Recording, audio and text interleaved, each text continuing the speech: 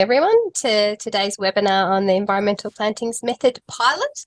I'm Rachel Clarke, for anyone who doesn't know me, and I am the Knowledge Broker for Carbon Farming and Environmental Markets with NRM Regions Australia, the national peak body for regional NRM organisations. I'd like to acknowledge the traditional owners on the land I'm on today, the Ngunnawal and Ngambri people, and pay my respects to elders past and present.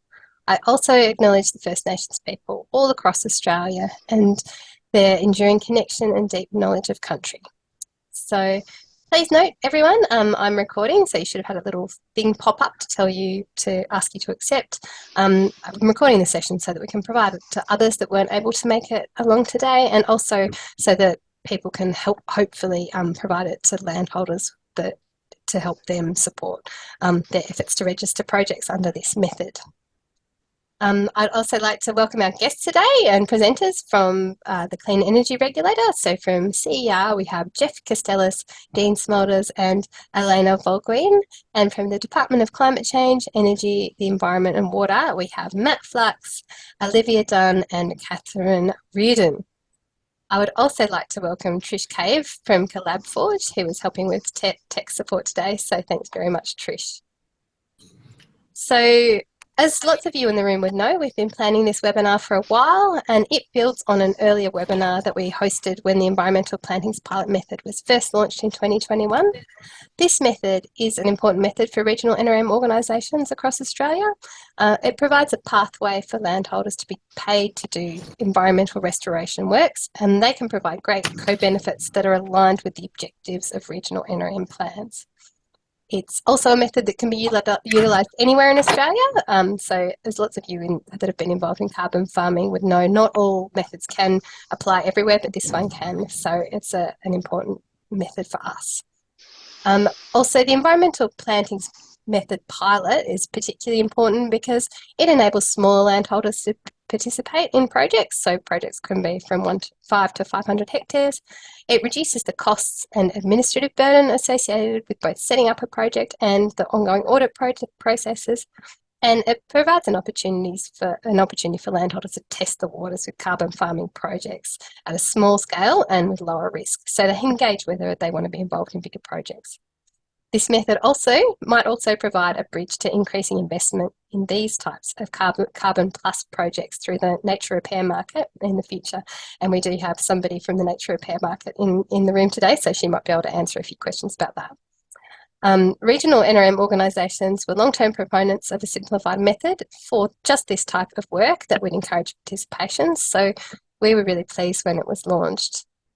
However, I'd say that despite the simplification of the method, we have had feedback through the Carbon Plus Biodiversity pilots that, and regional NRM organisations were a key part of those, that landholders are still struggling with some of the project registration processes. So hopefully by providing a bit more information about the method and showing everyone in the room the process for registering projects, we'll be providing NRM organisations with a better understanding to support people on the ground. So to go to the agenda for today's webinar, so first up we'll have Jeff Castellas, who's the manager of the Plantings and Plantations section at CER, and he'll be providing an overview of the Environmental Plantings Pilot. We then have Dean Smeulders from the Clean Energy Regulator, who's actually the newly minted manager of the Nature Repair Market Implementation section, but he's kindly stepped in for someone else at the last minute. And Dean will run us through the process for registering a project and describe what's needed in each step. We then have Matt Flux from the department. Sadly, we haven't been joined by Matt's face today. He's having a few video problems, but his voice is here and his presentation is working, so he will be able to give us an overview of the key considerations for planning an environmental plantings project based on his work on the C+B pilot program. And finally, we'll go to have some questions and discussion. We're going to hold questions to the end, so I would encourage you to put them into the chat. However, the one exception to this is when Dean is showing us through the platform, I will allow questions during that time. So please just raise your virtual hand and we'll get to you during Dean's presentation. So just to mention some of the other people we're joined by today who will be available to answer questions at the end. We also, I think I mentioned Elena Volguin from CER will be able to answer any questions you have about mapping. We have Catherine Reardon from the Nature Repair Market team, who might be able to answer questions about how stacking might work. And we also have Olivia Dunn, who's also stepped up at the last minute from somebody else that was unable to make it. And Olivia will be able to answer any questions on the processes underway to consider how the method will be extended. At the moment, it's due to sunset in October of this year, but we're certainly keen to see it continue. So, Jeff, if you're ready to go, we'll get you to share your screen and we'll go with you. Thanks very much, Jeff. All right, thanks very much, Rachel. It's a great introduction, and welcome to all the NRM regions around Australia. It's a pleasure to present to you today. I'll just get my screen going here.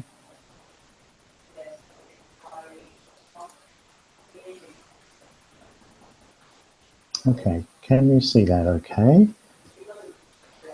I can't yet. Can others see it yet? No, not yet. Not yet. Oh, no. That's okay. See, let's go. We tried this and it worked before. Of course it did. It worked in the practice run, everyone. I'm sure it'll take a mere moment.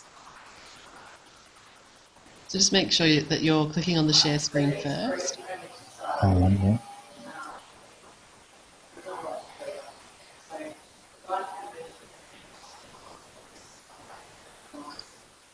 Well, looks like it's happening, Jeff. We haven't got it all yet, but it looks like it's coming. Okay. Yep, and then move over to your PowerPoint. Good. Great, and then we just need you to go into the presentation mode. Great. Fantastic. You're live. Okay, Thanks, Jeff. yeah, good. All right. Look, I have 10 minutes. I'm going to run through this presentation fairly quickly, and apologies if you already know some of this, and Rachel has mentioned a few key points. But the reforestation by environmental or mallee plantings methods, 2014 method, is the same method that's used, whether it be a pilot or a non-pilot.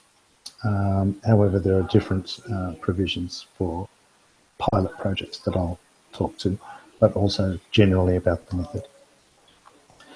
Overall, a project with an AccuScheme project, we really identify the type of project you want it to do, and that goes through a registration process. Typically, we take about 90 days to do that. That's our goal. The project is delivered by landowners or proponents of the project. Then after a period of time, after 6 months or certainly before 5 years, you report on your project. In many cases, typically an audit, or in the case of a pilot, no audits are required. You submit the report, we assess it, and ACCUs are issued. They go into your annual account. Then you have the opportunity to sell or keep those credits as you desire. So the environmental plantings method is a part of the AccuScheme that's formerly known as the Emission Reduction Fund. The basic premise behind this project is that we plant native trees and shrubs or mallee trees that are identified to be the same vegetation communities that you might find in your local area.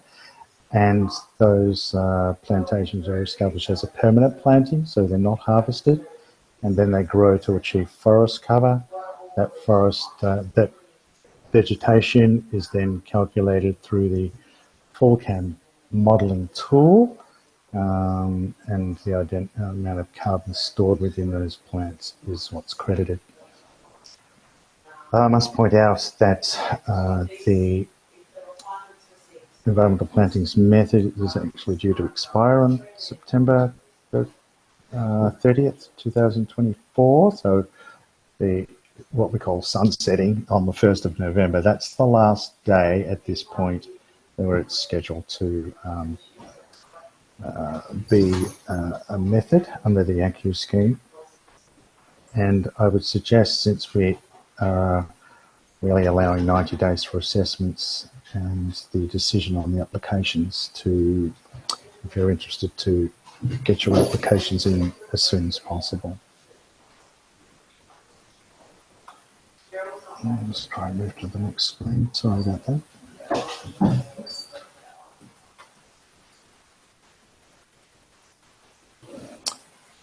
Okay, some of the key benefits of environmental plantings projects. Really, you get the accuracy to diversify revenue, the vegetation on the property can provide shelter and help your livestock. Once the plants have grown to a certain level, they can be introduced at different times, provided the forest cover is not damaged. The plantings can help restore degraded land and vegetation communities. And of course, there is a real benefit by environmental plantings to improve the ecosystem health, which includes biodiversity and soil health, whilst achieving forest cover using the local species.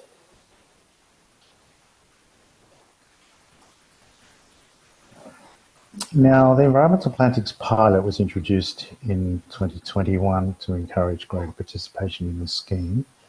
And it certainly achieved that. I'll give you a couple of stats later on. But of course, the purpose is similar to the general environmental plantings method. Plant a mixture of native, local tree and shrub species in order to be able to achieve forest cover. Some of the benefits of the pilot. We have the new forms, and Dean will talk more about those. We have a guidance, so we can actually help any participants directly with their applications and the mapping and also the monitoring and reporting that's required. So the CR will do that as a part of the pilot and any other obligations. An important component of the pilot is that it's also, you can opt into what's called alternative assurance, and that is where no initial or scheduled audits are required, and the Clean Energy Regulator will undertake that audit, I guess, alternative to make sure we validate the credits using geospatial tools. There's a number of eligibility requirements for pilots as well as environmental planting. So there's some that come to the scheme. In this case, landowners need to be the proponents of the project. But if there's multiple landowners, you need to have legal right assigned to undertake that project. If there's a particular landowner that's nominated. The project needs to be new and additional. Then there are also eligibility requirements for the environmental plantings method and some for the pilot, which I'll talk about in more detail.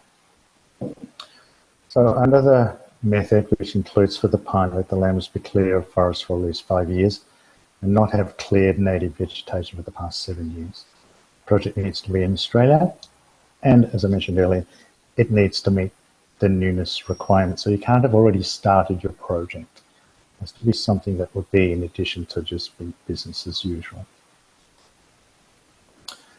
Under the pilot, the criteria to be eligible means that the proponent must also be the landowner or the leaseholder or the native title holder.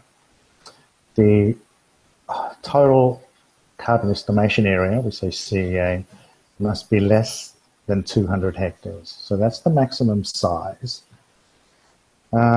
When it comes to modelling using the full CAM, there's an aspect of that called generic calibration, which is used for the mixed species block planting.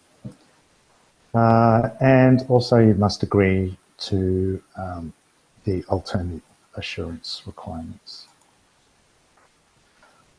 Okay, so under the pilot, as I mentioned before, the plants must be native to the area. They show a similar composition, needs to be established as seeding and planting, and then achieve forest cover, which is 20% of the project area has to have canopy cover, as well as the plants reaching a height of 2 meters Okay. So the pilots are going really well. Since introduction in 2021, we've had 96 pilot projects registered, and the interest is increasing. So really, since the pilot began, we've had more than double the number of projects registered in about a third of the time before the pilot was registered. So there's lots of experience out there that can be drawn on for people who are interested to either apply and undertake a pilot, and we can share that too. Thank you. There's lots of information on our website, and go to those links to get that. Thank you very much. Fantastic. Thanks so much, Jeff. Just a reminder to everyone to put any questions you've got into the chat. We're now going to go to Dean Smeulders from the Clean Energy Regulator. So Dean, if you're ready to share your screen with the registration process and talk to us about that, that would be fantastic.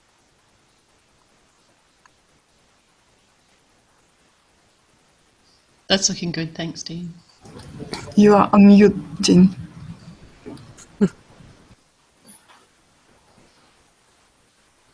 Okay, thank you. I was just saying thank you for that introduction, Rachel, and thanks for this opportunity to talk a little bit about the work that we've been doing on environmental planting. So yes, my name's Dean Smeulders. I'm managing the nature repair market implementation section, but what I was previously doing was managing the project to shift all our application forms and assessment processes to a new system, and as part of that, we transitioned the environmental plantings application for registration applications for crediting forms onto this new platform. So I'm going to talk through that today. It's going to be a bit of a whirlwind tour, but I'm happy to take questions if we want to go into detail about certain criteria. So what you should be seeing on your screen now is the agency's new online services platform. So this is part of a bigger change program the agency's been undertaking to move all of its schemes and client-facing material onto this new platform. So obviously Clean Energy Regulator administers the Australian Carbon Credits Unit scheme, but we also do Renewable Energy Target and the National Greenhouse Energy Reporting. Also have a corporate emissions reduction transparency report as well. So all these services are on this one platform now, and it should be an improved user experience. And so the environmental plantings form, which I'll be talking through today, is one of the forms that can be completed. So I'm going to show register a project, environmental plantings, compilation 2, under the pilot. So these forms are all specifically created to obtain the necessary information to demonstrate eligibility specific to that method. And particularly for pilot projects, noting what Jeff was talking about before, that they're specific, the requirement that it must be under 200 hectares and a mixed species planting as opposed to a mallee planting, all that. And also the requirements for alternate assurance, all that's already baked into the form. It also enables participants to, it collects all the information that would be required in that registration application, or when they are seeking credits, the report, the offsets report that would need to be accompanied that application. So it's really taking the guesswork, all the information is being requested in these forms, and they can be,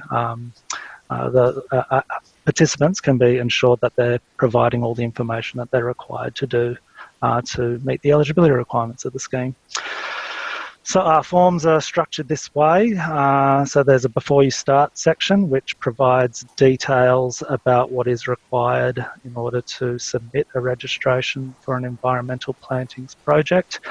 Jeff has already gone through a lot of these, but obviously meeting the eligibility requirements, having legal right, having eligible interest holders consent to the project being undertaken.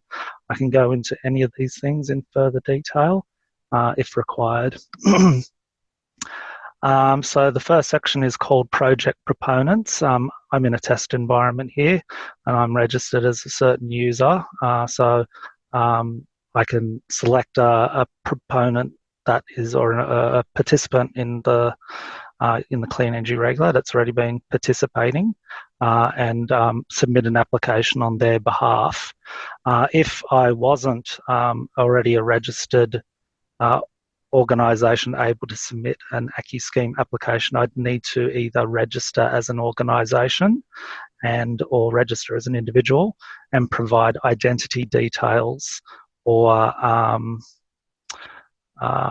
provide identity details and information demonstrating that I meet the fit and proper person test requirements to be an eligible participant administering a Australian Carbon Credits Unit project. So they are separate forms for new users that they will need to complete. As a result of that process as well, you get registered as a participant, and the applicant also gets an Australian National Register ANRU account, so an account to actually hold the units that will be generated as a result of undertaking the project and receiving carbon credits for the carbon abatement that is generated. So that's an important detail. There are other questions. Some proponents can have an agent acting on their behalf, so that's what this question is about. So they would actually undertake a lot of the work on behalf of a project proponent, but that So, might not Dean, necessarily. Yep. just to interrupt you there, so a project agent, would that typically be like a project developer, like a carbon farming project developer, or a legal entity? Who would the project agent be if it's not So individual or organisation? Typically, they are carbon service providers, so organisations that have set themselves up to be, an agent and take the complexity away from project proponents to do it all themselves. That would need to be accompanied by an agreement. We'd need to see that there is that relationship, that they're able to act on that person's behalf. But it doesn't necessarily be the case. And I guess Jeff or Elena might have some other examples of agent relationships that that there could be other arrangements in place. So it could be somebody like a farm manager for a large property or something like that. I think so, yeah. But it would need to be accompanied by that agreement, and those agents do have particular responsibilities under the CFI Act as well, that they are acting on their behalf. They have the power of agency. Great, thank you. If I could jump in, it's really just the authorisation that they would need to have from the proponent to act as their agent. We have some, we can help people to put together that agreement so they ask the right questions if they need to. And I can jump in and give a really practical example of this, which is, for example, we had one participant who had an elderly father who was the landholder for the property, but she was the one that did all the paperwork. So she acted as an agent and had a letter of authority from her father to be submitting the application on his behalf. Yeah. Great. Thanks, Matt. Just in terms of this form, so this needs to be completed by the project proponent or the person that's seeking to be the project proponent, and that's a defined term. They have the legal right to undertake the project, and they have that it's their land, and any trees that they grow, they can earn the carbon credits from it. But that can be an organisation, and so if it's an organisation, there has to be an authorised signatory that's of that company that's able to make that application on that organisation's behalf. But equally, it could be delegated to someone else in the organisation as well, or like Matt was saying, it could be another person that helps the farmer, the daughter, for example, but they're authorised to bind the project proponent. They can make, I'm making this application on their behalf, and I've got the authority to do that. Also, at the end of the form, this whole form can be printed out and signed by the project proponent, even though it might be completed by someone else. So that's another important distinction. Details such as you'd expect a contact person. Obviously, we want to maintain details of who we're going to be able to contact. So this is a real person as opposed to a proponent who might be an organisation. Importantly, the skills and experience. So if a project is being supported by other people to carry out the project, this is the summary of that collection of people that might be being used to carry out the project. So obviously the project proponent there is important, so the individual landholder, but that's not to say that other people can't be involved, and that will give us confidence that there's going to be a successful project. Like I said, there's also fit and proper person requirements that need to be passed, so that's things like criminal convictions or breaches of climate change law and things like that. Project details is where we get into about the project more particularly. So we need a name for the project, a description about how it will work. You nominate a start date. I'm not pressing things here because this is our test environment and seems to lag a little bit. But this is the date on which the project will commence, and that can be a date at some point in the future, or it could be when the application is decided by the regulator. The newness requirement is, like Jeff said, it has to be a new project. It can't be claiming credits for trees that are already planted, essentially. Regulatory additionality, it's not something that is already required to be done by law. So if there was, for example, a requirement in your development application for your property to plant some sort of forest, or to do something like that, that wouldn't be permitted, it wouldn't be new, and it would be required anyway, so there's not carbon credits eligible for that kind of thing. There are certain programs that, if you're getting funding from that they would not be eligible for a carbon farming project, so that is specifically the 20 million trees project. If it's not involved in that program, that doesn't it can be conducted under, it is eligible for a project under the Carbon Farming Initiative. Separately to that, regulatory approvals. So, if you need consent, you need a regulatory approval in order to conduct the project, then you would need to get that approval first. So I understand, and Jeff would be able to assist more, that in some states there might be a requirement to get approval from a planning, so from a local government or a state authority before planting and environmental planting. So that would be, that's what this question is required. That doesn't mean that you need to have that before you submit this application. You can submit the application, and before you are able to get credits from the project, you need to demonstrate that you have received all approvals. A forward abatement estimate. So this is an estimate of how much carbon is being generated by the project. That can be, you can go to our website on how to estimate that. There are tools available that can help with that, and ultimately this is determined by the size of your planting and the full cam model, which provides a model of how much carbon is going to be generated in the trees and the debris of those trees over 25 years. Then we get into the project area.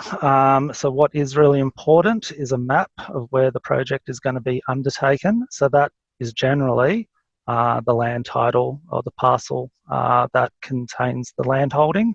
The planting can occur within that land parcel, and we don't necessarily need to see that data at this stage, but you need to have the legal right and all the consents to conduct a planting within that project area. This section provides details about the lot, block, parcel,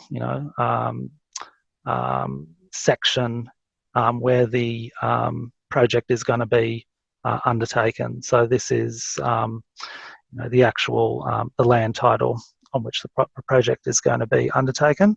And so with this, you need to demonstrate that the project proponent, the landholder, does have the legal right to undertake a project there because, they are the landholder or are the leaseholder, and need to be accompanied by a land title to demonstrate that.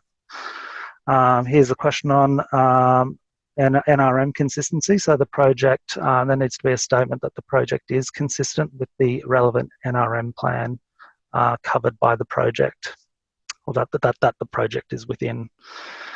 This is legal right, so that's, like I said, demonstrating that the project proponent has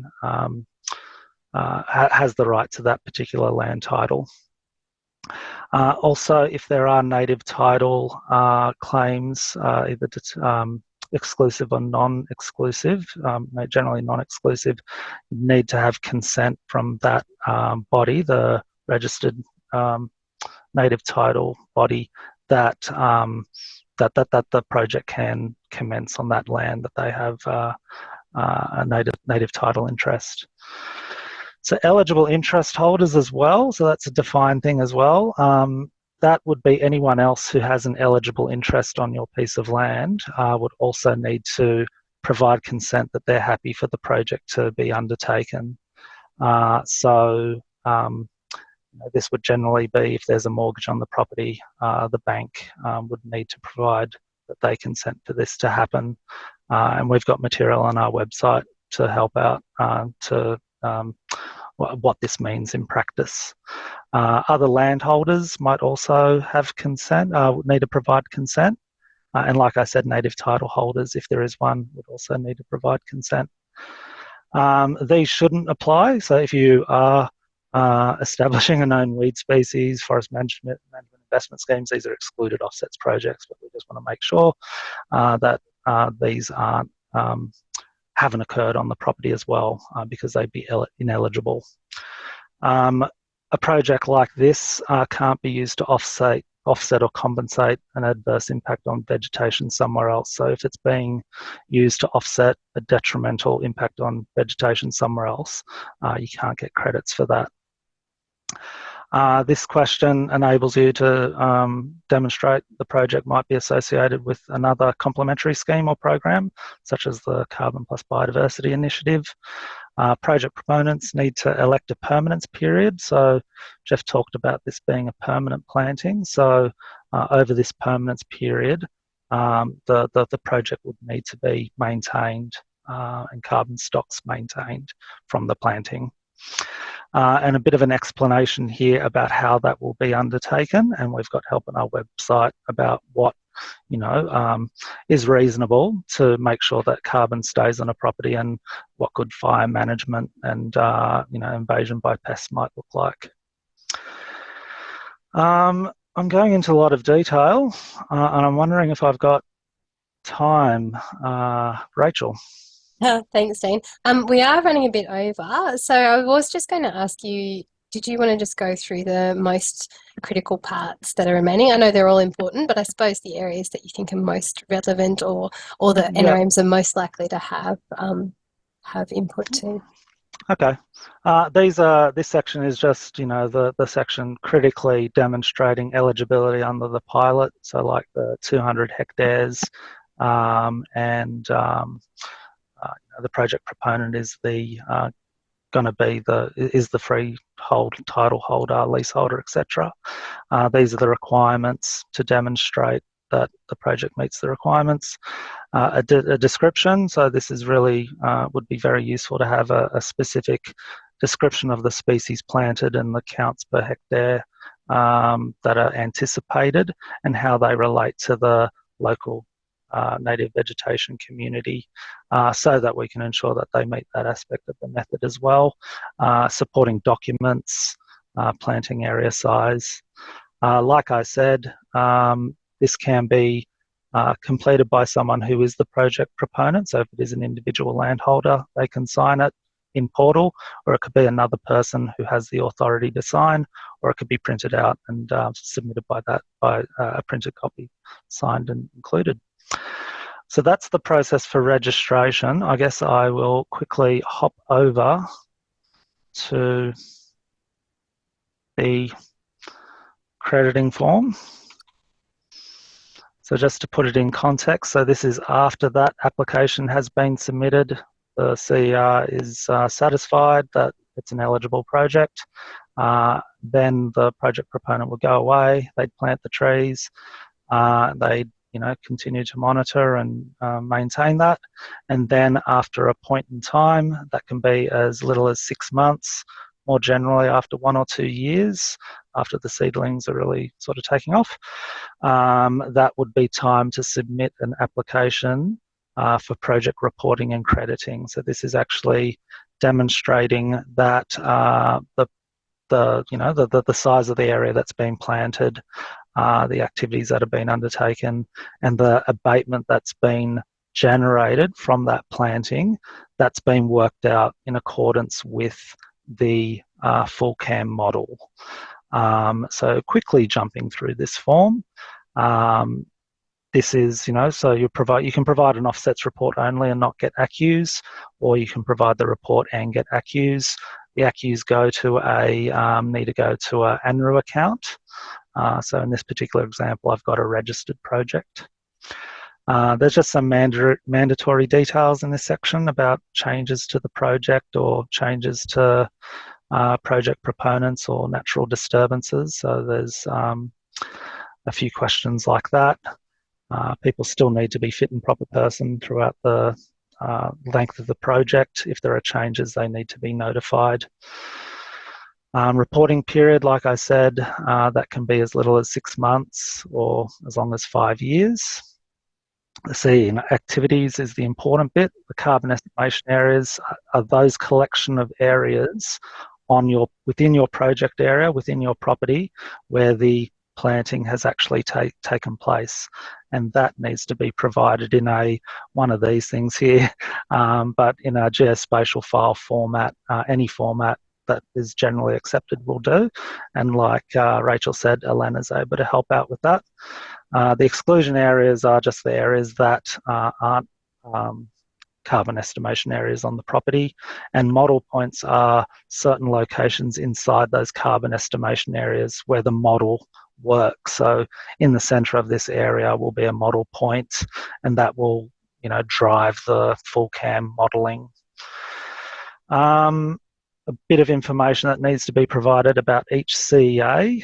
So that's what this is. So if there's more than one CEA, and there might be, because if there are different plantings that had been undertaken at different times, that might be the reason why you might have 2 CEAs. And they have different models associated with them. I think that's it. There's a few assurances about the project, about the mix of species, the eligibility of that, evidence. So this is a pretty important question. Provide details about how the project has been implemented. So we'd be looking for invoices and receipts for planting stock or work undertaken, or even photos to demonstrate the planting, and also the ongoing success of that planting as well. There's a few restricted activities, and there's also just other information that would support the application. Finally, the net abatement calculation. Again, this is something that the agency is able to help out for pilot participants as well. But this is, the result of the full CAM model that is actually results in the net abatement, and therefore the ACCUs that are delivered by the project. So that's that part. There's also deductions from any fires that occurred in the planting, or any fossil fuel use that was incurred as a result of the project as well. So that's basically that section. Dean, I might just, unless there's something else critical, I mean, that part was really useful in terms of understanding the reporting process.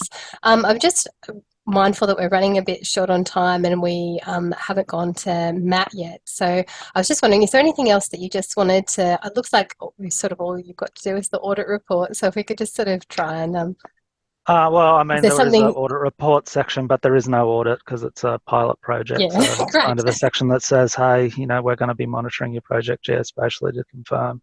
Great. Yeah. Okay. Cool. That's Wonderful. it. I apologise for taking a lot of No. time, but there is a lot of detail.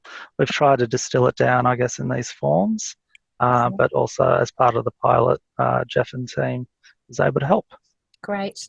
Thanks so much for that, Dean. It was really good to have that run through, and it's generated a lot of questions that we'll hopefully still have time to go to. So if I can get you to unshare your screen, and we'll go to Matt Flux, who's just going to run us through the key considerations for considering this sort of project, and a few questions came up that might be relevant to this as well, in terms of whether to sort of go ahead or not. And Matt was heavily involved in the Carbon Plus Biodiversity pilot, as were lots of regional NRM organisations, or specifically 12, and probably some of the people that are in the room. So thanks for sharing your thoughts with us today, Matt. Thank you. Is this on the right side for you? I think swap. Yep, that's if you press swap, present it. Yep, perfect.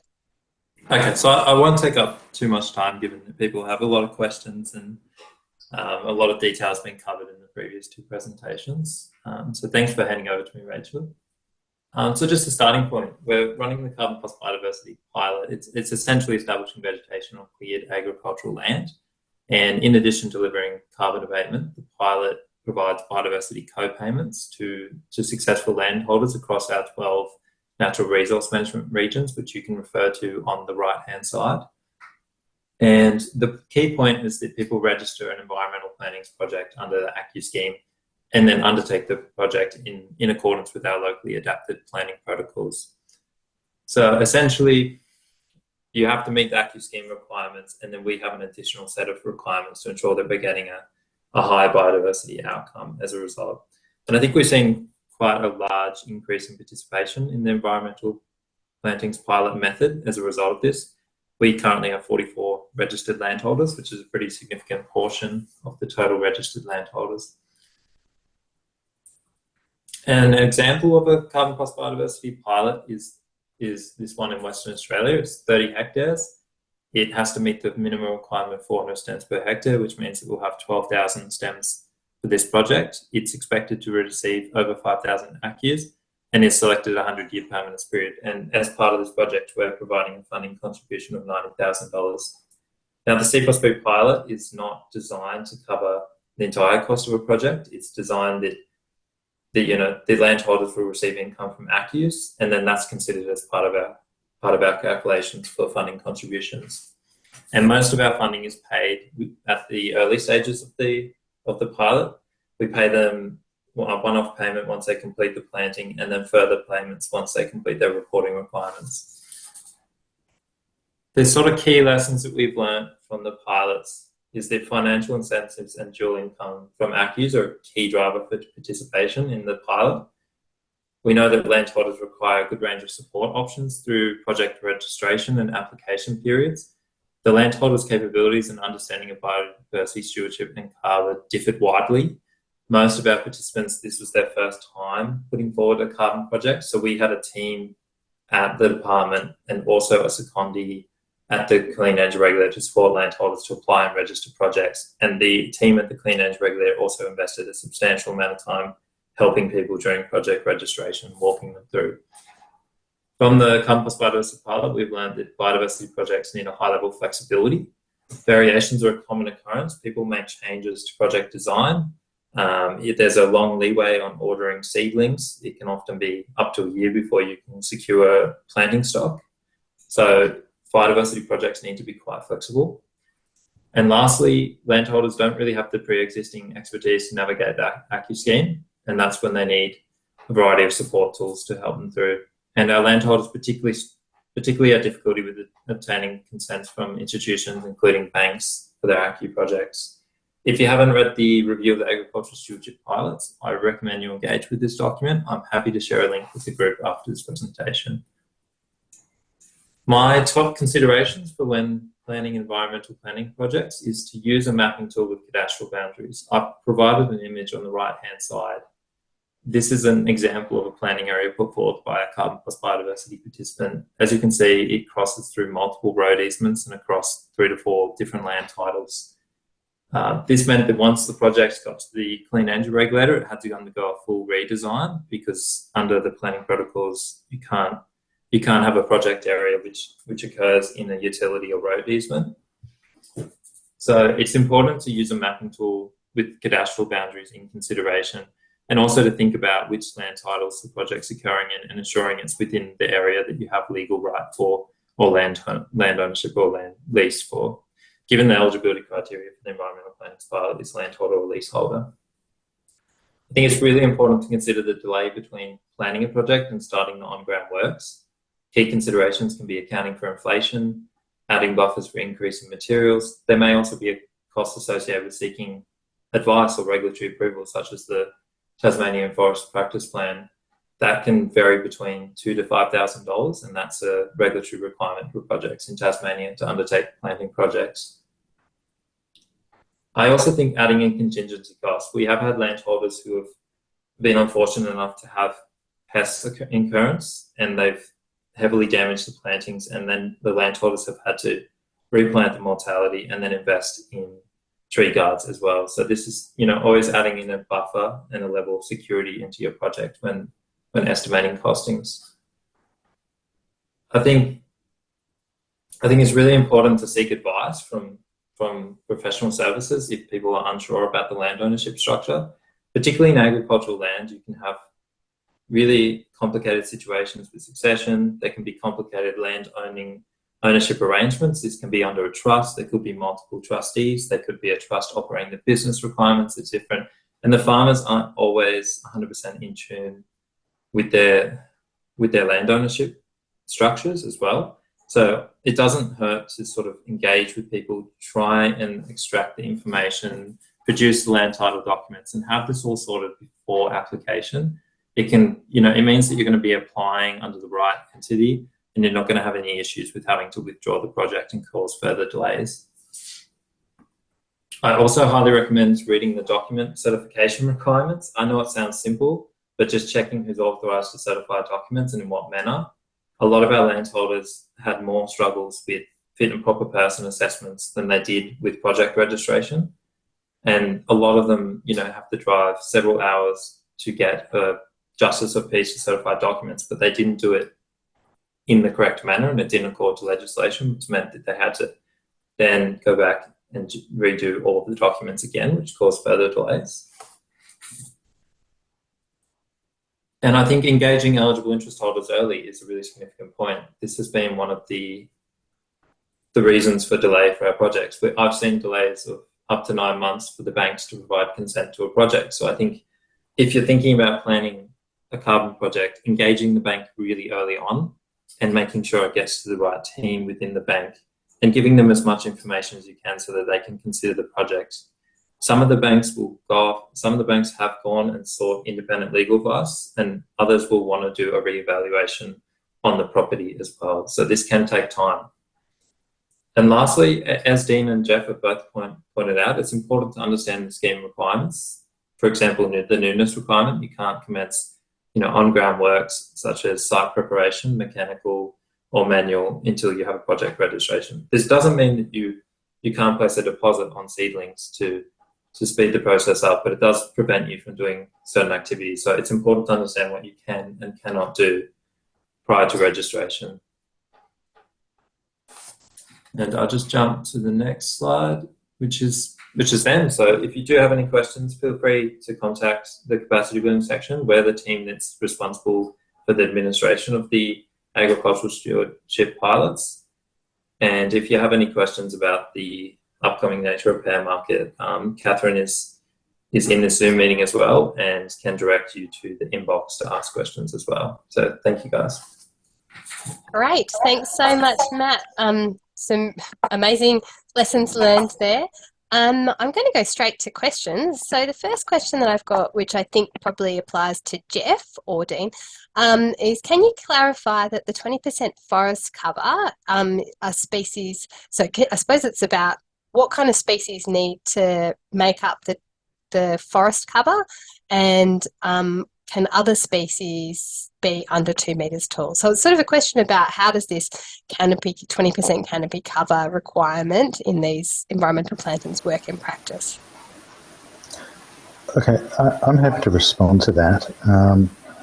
In the method, the forest cover is actually defined as land as forest cover if vegetation on the land includes trees that are over 2 metres more in height and provide crown cover at least 20% over the land.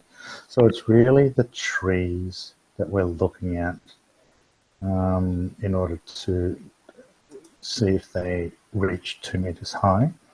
I noticed, like in practical sense, if you have shrubs, a lot of them don't grow to 2 metres high. But nevertheless, they are a part of the vegetation community that would be within the local area. And they would contribute to things like canopy cover, but not necessarily height. Yeah, So I was just going to sorry, say yep. that, yeah, so I mean, it's the canopy cover of the vegetation that grows above 2 metres that needs to be over 20%, but that does not mean that understory species and shrubs less than that can't be planted. They can be planted, but they just won't contribute to the 20% above 2 metres. Yeah, so I suppose it's about having a mix of plants that is, I suppose, enough taller forest sort of species that are going to reach over 2 metres and contribute to getting that 20% canopy cover. Do you agree with that, Jeff? Yes, and just to qualify, it's over the planted area. So it's not, we don't just look at one particular part, it's over the whole CEA. project area, CA, yeah. That's right. And a question related to this, and I could almost answer this one, but I'll let the experts do it, is how does this work in grasslands or ecological communities with less than 20% tree cover? I think the answer is that and this might be one that Matt might want to chime in with too, but I understand that there were some people in the C+B pilot that ended up going to the remnant veg one or other or weren't participants because you know it isn't really supported in grassland communities. Is that right? Under our planting protocols, plantings can't occur in areas that did not naturally support trees and shrubs. So you might have areas of wetlands or grasslands, so they're actually prevented from participating in our pilot. Yeah, that would be mine as well. If that's not the vegetation community within that area, you can't plant a foreign, exotic, where it's not the natural distribution of that species. Yeah. I would also add that my understanding is that integrated farm and land management method might help to support people in those sorts of areas to participate, because you more in sort of grassy box woodlands where you might not necessarily want to achieve a 20% cover, but where soil carbon can also be included along with the trees and other vegetation that makes it up. So that's I think potential. Yeah, there's also a reforestation and afforestation method where that same requirement isn't there. It can be a different species, but it's a measured method, so there's more intense requirements to measure the amount of carbon as opposed to the model that FullCam uses. Thanks, Dean. Right. So we've got another question, and this question was sort of asked in a few different ways. So there was a question about what kind of, the question is, I've been led to believe that all government-funded NRM vegetation grants are not eligible to be registered for ACCUs. Is this correct? So can you just clarify what the requirements are around, I suppose, projects that are supported through other mechanisms, and particularly government-funded ones? So if you get a New South Wales government grant to do a revegetation project, can you also register that for ACCUs or not? I think the most important aspect is it relates to timing. And with the ACCU scheme, most of the grants, including those from New South Wales, for example, the BCT Restore the Murray Woodlands program, those grants are conditional upon first registering an ACCU scheme project. And therefore they meet the newness provision, so the project hasn't technically started. And then once they receive the registration, then that completes their requirement for qualifying for the grant. That's the way it usually works. Right. If a particular grant is not conditional and people have received the grant and they're going to undertake that project anyway, then it's not additional, it's not considered new, and it wouldn't be eligible Okay, for an active scheme project. so it's Would more that around the be your interpretation there, Dean or Lena? I was just going to, I mean, there's a government program requirement which says that the project can't be undertaken if it's being funded or unlikely to be carried out under another Commonwealth, state or territory government scheme. But there's actually an in lieu of requirement. So rather than that, it's only specified programs that are excluded from participating. And I mentioned 20 million trees there. And then Jeff was sort of alluding to, well, then it's a question of newness. If you've already made a decision, you're getting grant money to undertake this project, I think, Jeff, is what you're saying, then it's not new. So if you register the project first, then that's how you make that requirement. That's how we can be sure that that requirement is met. Does that sound right, Jeff? Yes, that's right. Yeah. And I can speak to that from a carbon plus biodiversity perspective, which is that our contracts run on an option. So that option is essentially that you meet certain conditions prior to entering into the contract.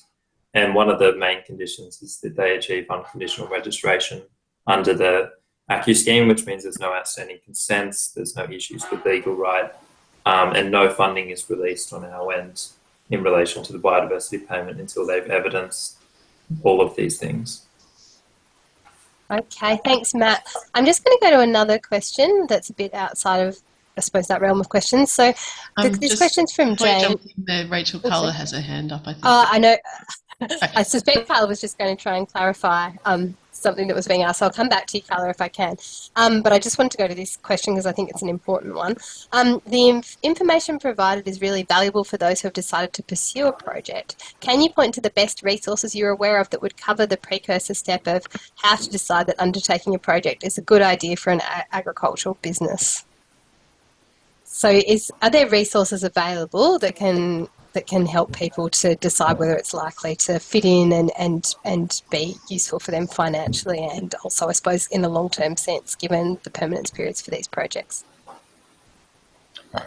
Look, I think in many cases a carbon service provider can help with these types of questions if it's a commercial question in relation to the business. We can really assist with is the project going to be, can it be undertaken in such a way where you would receive ACCUs as an additional source of revenue? Is it a good idea for an agricultural business to undertake? And I think that's really a business decision for the landowner. And if there is a particular, let's say, for example, low productive pasture or there's some degraded land, it may be worthwhile to undertake an environmental plantings project on that particular area, which could restore the area. You provide extra revenue. So that's what I would suggest. Thanks very much, Jeff. We are just on time. So what I was going to suggest, I'll let Carla ask her one question, but then the remainder of the questions, I'm wondering if I can provide to the team as questions on notice, and we'll get something back to everybody that was here today. So I'll go to Carla. What was your question? And just before I jump to you, Carla, I'll also just ask everybody who was here today to please fill in the survey. I've just posted it to the chat. So Carla, please feel free to ask your question. Thank you. And I apologise if you had answered this, but I was busy writing down what you were saying, so I might have missed it. It was back to that original question about other NRM funding grants, state and federal government funding grants being allowed to be used for ACCUs. And I totally understand what you said about the timing issue and newness, and so that makes total sense to me now. So just my question was, and I think you did allude to this. So if a landholder came to us as an NRM with a project already that had already applied for registration under the environmental plantings pilot, could they also then get, for example, woodland funding? You know, if from a federal or state government program for conservation, if the priority is fully aligned. And that's not a government carbon establishment program, just a general woodland conservation or threatened species conservation habitat if it aligned. So if it's done in that order, is that okay to leverage the state or federal government grant funding to establish that woodland? Okay, look, I think there's a couple of things. There's the timing of the application, and there's the timing of the approval for an AccuScheme project, and the timing of the application for the grant and the approval of the grant. And I think they can happen in parallel. So you can apply for an AccuScheme project, you can apply for a grant. If the grant is conditional upon registration of an AccuScheme project, then having applied for the grant is not going to mean you've made what we call a final investment decision, and then you can continue with your application. If the grant is not conditional and you've already decided and you're going to receive that funding from the grant, then, and we'd have to look at the details of that, and sometimes there are co-contributions of funding where you've already made that financial investment decision, then you may not be eligible for the AccuScheme project. So I think what I'm saying is we probably need to look at what the terms are of the particular grant, and then see what's the best sequence that could be implemented. So if the landowner wanted to undertake both, and we can put in place the right provisions. Yeah, thank you. Yeah, and so the scenario I was thinking of would be perhaps where an NRM already had a larger program in place, and then that landholder was one participant within that. So they're not fully applying for a grant; they're just participating in an existing grant. So the timing may align under that circumstance. Yeah, that may. So, But look, please contact us. I think it's probably better we have the discussion if you have any questions, and let's work that out probably early in the process as possible.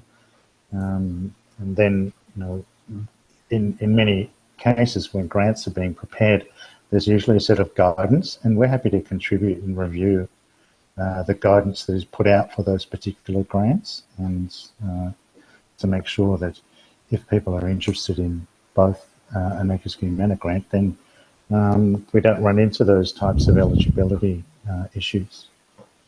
Thank you. thanks, Jeff, and thanks, Carla, for the question. I was just wondering if somebody from CER, could you please put the contact details into the chat, just so that they're available to everybody now, because we are going to have to wrap up because I know we have run a little bit over time, but I was really happy to get the answer to that question that seemed to be popping up quite a lot in the chat in terms of what precludes registration. So if you've got the generic email address and phone number that people can use to get in touch, and I might also touch base with people in the team to get some words around what kind of things you're considering in terms of the newness requirement and the timing for registration, that I can feed back to everybody. But I'd really like to thank everyone that's been here today, and the presenters in particular for making their time available and taking us through the method again. And I'm sure it's part of an ongoing conversation that we'll have around this method, and also with those of you that are going to be working in the nature repair markets. So thanks so much for your time. Awesome. Thanks for the opportunity again, Rachel, everyone. Thanks, Dean. Thanks, Jeff. And thanks to question answerers.